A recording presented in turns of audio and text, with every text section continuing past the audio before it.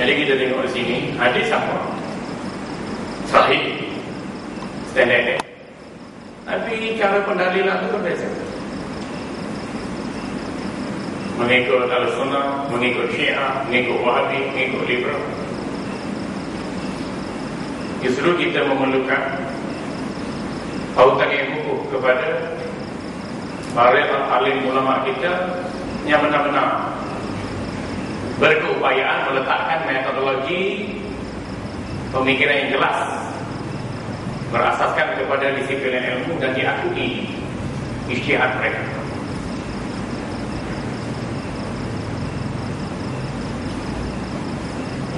Ada setengah orang dia kata, tengok Nabi sallallahu alaihi wasallam solat, dahi ke tanah dan ujung hidung baginda tu ada kesan rumput ke dalam air campur tanah. Ini ada yang saya dia kata. Lepas tu kita solat kena hidung tu dapat.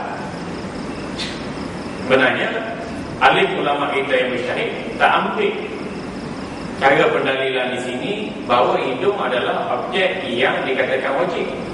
Tak, cukup dengan dalil saja. Kemudian solat tanah pula. Sebabnya dulu Masjid Nabawi ini sallallahu alaihi wasallam ini lantainya tanah, atapnya langit. Hanya ada duduk-duduk dengan pelepah-pelepah taman sikit, tiangnya batang-batang taman sikit. Bila hujan lecah, bila kemarau debu. Tapi di Masjid Nabi sallallahu alaihi wasallam dari riwayat sahih, hampir 400 orang hadir berjemaah dalam satu masa. Masjid kita ni masjid besar, masjid kaya, masjid mewah ni, Datuk dan Seri berapa puluh orang berjemaah dalam satu masa. Kalau nak banding dengan zaman Nabi sallallahu alaihi wasallam, masjid tak ada benda. Tapi orang tu ada kekuatan iman dan takwa. Masjid kita ni ada segala-gala. Tapi orang tu ada kekuatan cakap dia. Itu beza tak. Ada kita ni kalau ada pedagang ulang alik masjid, biar menerbitkan jiwa yang sentiasa berpaut pada masjid. Nak meneladani bagaimana yang berlaku di zaman baginda sallallahu alaihi wasallam. Jadi tak kira cara pendalilan Wahabi ke, cara pendalilan Syiah ke, itu orang tepi dulu. Sebab tak ikut kategori ulama muktabar dalam Ahlussunnah wal Jamaah.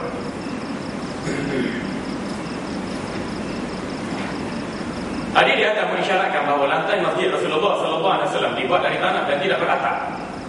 Lantaran itu dibolehkan untuk mereka salat dengan memakai 2 selipar. Lantai tanah.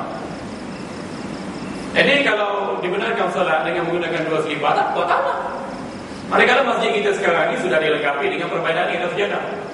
Di samping itu disediakan pula rak kasut. Jika kasut dan selipar tersebut dibawa ke dalam masjid, dewan salat utama, dan dipakai sewaktu mereka salat, ia akan mengaturkan perbaikan dan sejadah masjid. Mengatori tempat-tempat salat bertentangan dengan ajaran Islam yang menekankan kebersihan dan keindahan tempat-tempat ibadat. Kalau kita nak pakai selipar khas apa? Memang selipar yang kita buat salat.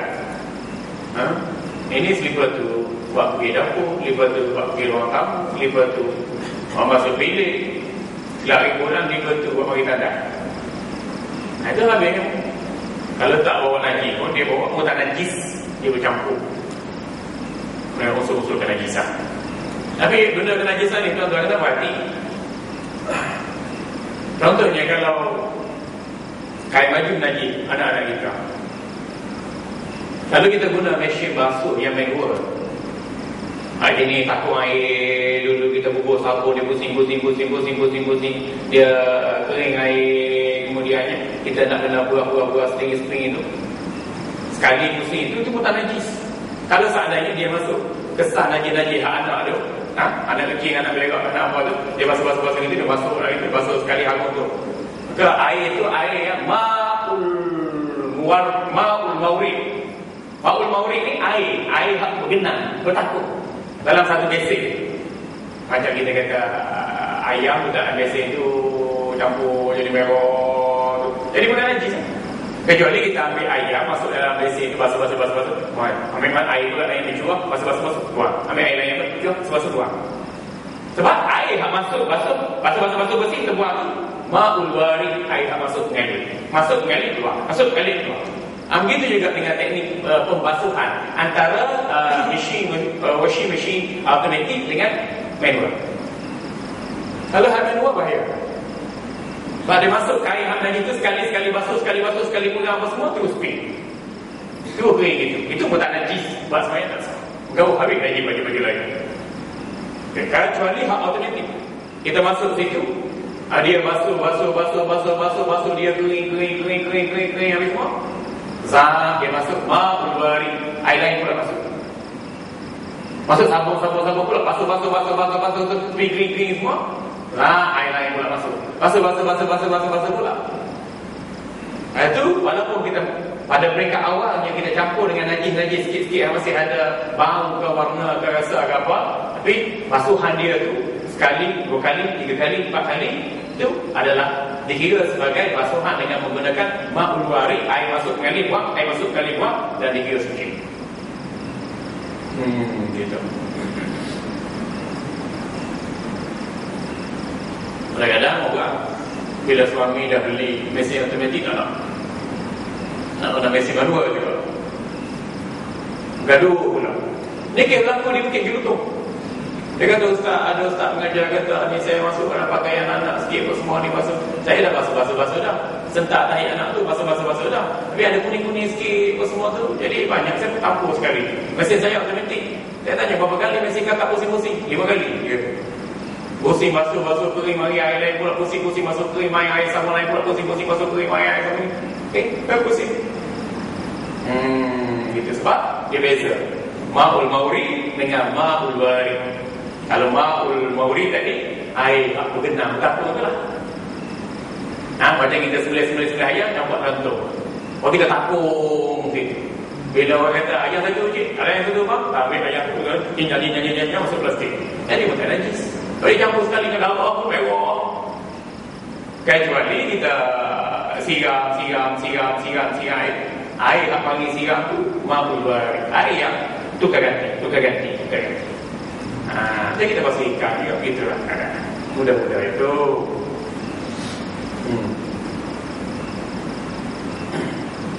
Oleh yang demikian, jika seseorang hendak menunaikan solat di atas bumi atau tanah tanpa menggunakan alas, tempat tersebut diyakini tidak najis, maka dia dibolehkan untuk menggunakan selipar atau kasut. Dengan syarat segala yang dipergunakan untuk solat itu suci. Di samping itu disyaratkan juga selipar atau kasut tersebut fleksibel. Artinya ia dapat dibengkokkan sewaktu jari kaki digunakan untuk sujud. Sebab jari kaki kita sujud tu kita kena cacatkan gini, bengkokkan gini, wajib. Kalau kita letak gini tak sah, letak gini tak sah, letak hampir sentuh tu tak sah.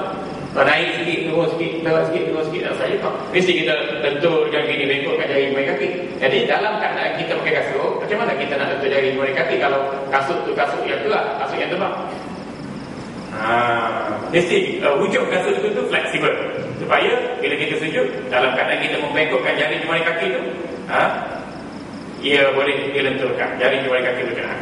Jika selipar atau kasut berkenaan keras seperti kasut tentera dan tidak dapat dibengkokkan, maka solatnya tidak sah.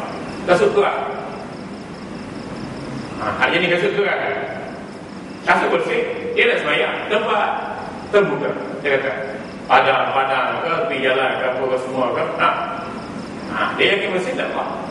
Yang keduanya, satu lagi, kasut boleh dilenturkan wujud jari jari kaki dalam sujud atau tidak? Kalau boleh, sah. Kalau tidak boleh, tidak sah. Sebab kewajiban untuk kita menentukan jari jari kaki bila dalam keadaan kita bersujud. Hal ini akan dijelaskan nanti insya-Allah. Akan tetapi dalam keadaan perang, hal ini boleh diatur sedemikian rupa hingga seorang dibolehkan memakainya. Dalam perang lain hal. Dalam perang itu hal darurat. Jangan nak biarkan hal darurat dengan hal tidak darurat. Ada pun hakim Perdana Menteri dulu kata boleh dimelaju bila darurat, boleh melaju, boleh wanita melaju bila darurat. Itu jahil. Itu jahil dalam mereka. Lintasan seseorang tidak membatalkan salat. Lintasan seseorang tidak membatalkan salat. Tapi orang yang melintas itu haramlah kalau dia orang Islam balik berakal. Ataupun dia sengaja. Kalau dia tak sengaja, tak apa. Dan kita boleh tegak. Dia lintas sekali, kita buat gini. Lintas kali kedua, lebih tegak lagi sikit. Kalau lintas tegak, Nabi kata fa'inna ma huwa syaitan. Oh yang lintas itu juga, dia itu adalah setan. Dia kata ada pelanggan itu tak baik, anda mengganggu orang salat, membutuhkan khusyuk orang salat. Itu juga adalah perbuatan yang haram. Walaupun perbuatan yang haram untuk orang interaksi orang solat. Namun orang yang bersolat tidak batal solatnya sah, cumanya gangguan pada khusyuk dalam solat saja. Baik. Tak telah dulu tuan-tuan. Banyak-banyak ada juga. Tapi agak ni banyak lagi. Baik, sekarang ni kita buka untuk sesi diskusi. Apa saja tuan-tuan nak marah, nak tanya, nak bagi pendapat, komentar, silakan. Ustaz, masa ambil wuduk musim winter, so saya jumpa satu makhluk, bukan pasti sebab orang Arab atau Pakistan. Okey. Semua ni dia anggota dia kenalkan air, tapi di kaki dia pakai stocking. Okey. Jadi dia basuh tangan dia buat lalu macam tangan dia atas punya. Okey. Baik, mazhab kita tidak. Mungkin mazhab lain. Mazhab kita, kalau di musim sejuk, kita memakai kuf. Yang pertama sekali, syaratnya kuf itu suci. Yang kedua, bila kita berwuduk nak sapu pakai kuf, dalam mazhab kita, paling minima 1 hari 1 malam. Pakai itu jangan buang. Maksimal 3 hari 3 malam. Sapu atas kuf bukan. Tapi kalau jenis sapu atas stocking itu, Allah ma'ala, itu mazhab moden. Main sapu atas stocking.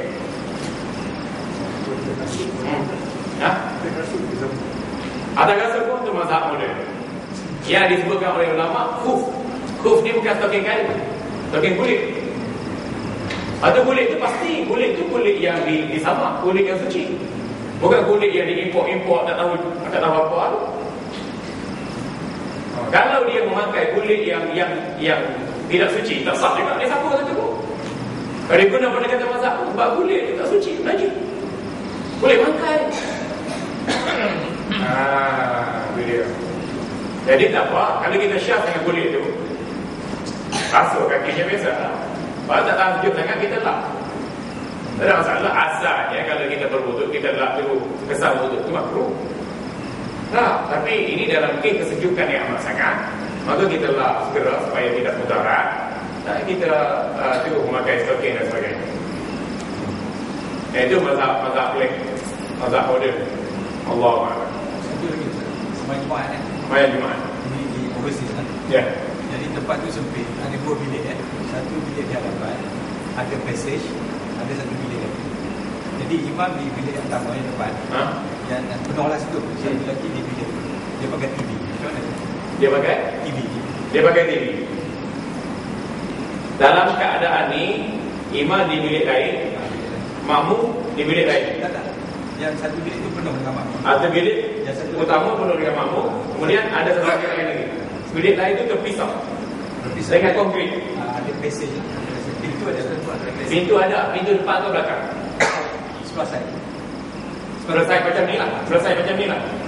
Kalau ikut mazhab kita, dia kena buka pintu supaya ada kesinambungan antara orang yang di Dewan Solat Utama dengan ruang selepas tu. Nah, yang lain boleh ikut ke belakang. Tapi masalahnya saya datang ke tempat tu sempit. Itu surau. Bukankah di building satu building? Satu building. Dalam mazhab kita tak sah. Jikalau tidak ada penyambungan daripada saf utama dengan saf yang berada di sebelah yang terhalang dengan sesuatu halangan seperti konkrit, seming, besi dan sebagainya. Ada pasal ada besi. Dan mazhab kita tak sah. Mungkin dia guna pendekatan mazhab lain. Kita sangka baik Allah. Kalau kita ikut kita di tempat kita ikut cara dia sembahyang. Baik, lebih baik kita mengikut dia sembahyang dalam lokasi solat yang utama. Tidak berada pada ruang yang terpisah dengan konkrit. Jadi dia buat ni setiap minggu pasal keadaan Jumaat. Jumaat ramai. Untuk ramai. Allah A'lam. Kalau ikut mazhab lain, Allah A'lam. Mungkin ada pandangan. Di mazhab kita memang tak sama. Masa nak dibuka, mesti dibuka ruang berkenaan. Macam kalau sini surau, maknanya sini elok. bagi tempat pintu di hadapan. Mana buka sini, belakang satu pintu boleh. Ini di surau atau di bangunan. Tapi kalau di masjid tanpa had, tanpa batasan. Satu masalahnya di universiti ya, bagi pergi tak bagi yang lain. Jadi pasal pada jemaah ramai. Setiap minggu sampai. Ya. Inilah kita pegang pada pandangan mazhab lain. Baik, seterusnya.